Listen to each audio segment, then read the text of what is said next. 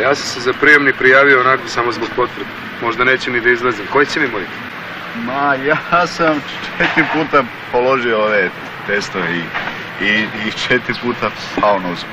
Ovo mi je 5. I šta kažeš, koje su to drkađe, a? Sve bi bilo u redu da ja nisam pomenuo Bunjuel. Ko ti je taj? Bunjuel. Ja, znam. I šta, taj ti se najebo, majke? I sljedeće godine ja se pojavim, oni me prepoznaju i Bunjuel. I rekao, nisam ni ja budala. I ja ponovim sve ono od prošle godine i normalno oni me opet obore. A đubre?